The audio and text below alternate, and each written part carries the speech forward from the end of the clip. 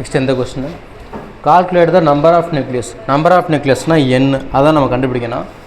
Of carbon atom undecayed after 22,920 வருஷம் கழித்து எவ்வளோ இருக்கும் அப்படின்னு கேட்குறாங்க.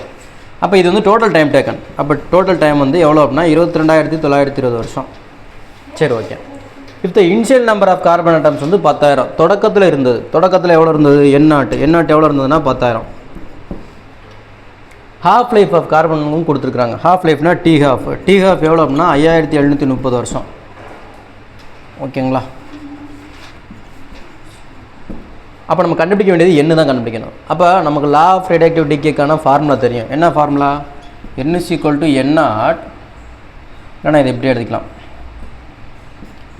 n/n0 = 1/2 whole power n. இந்த மாதிரி தான் டிகே ஆகும். அப்போ n வேணும் அப்படின்னா டோட்டல் டைமுக்கு n-க்கு ஒரு ரிலேஷன் இருக்குது. என்னென்னா total time t = n × t ½ இந்த ஃபார்முலா போடலாம். அப்போ இதுலேருந்து n கண்டுபிடிச்சோம்னா நமக்கு என்ன வரும் அப்படின்னா n = total time by t². அப்போ டோட்டல் டைம் எவ்வளோ கொடுத்துருக்காங்க? 22,920 வருஷம் டிவைடட் பை t½ எவ்வளோ அப்படின்னா 5,730 வருஷம்.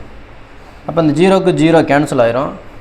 இதை மல்டிப்ளை பண்ணோம்னா 4 ட்ரை பண்ணி பார்ப்போம். 4 ட்ரை பண்ணி பார்த்தோம் அப்படின்னா 4ஆல் கேன்சல் ஆகும். அப்போ n = நமக்கு என்ன வரும் அப்படின்னா 4. அப்போ இந்த 4 கொண்டு போய் இதில் அப்ளை பண்ணுறேன். அப்போ n / n0ங்கிறது 10,000 = 1/2 ஹோல் பவர் 4. அப்போ n/10,000 1/4 1000 2/4 இருக்கும் கீழே. அப்போ n/10,000 2/4 வேல்யூ வந்து 16. 2, 4, 8, 16 கரெக்டு. அப்போ நம்ம என்னென்னா 10,000 இங்கே போயிடும்.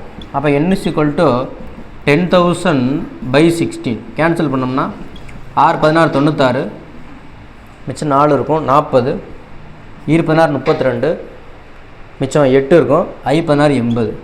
அப்போ n = 625. அப்போ இத்தனை வருஷம் கழித்து இவ்வளோ ஆட்டம்ஸ் இருக்கும். ஓகேங்களா? ஒரு முக்கியமான 2 மார்க்கு ஈஸி தான்.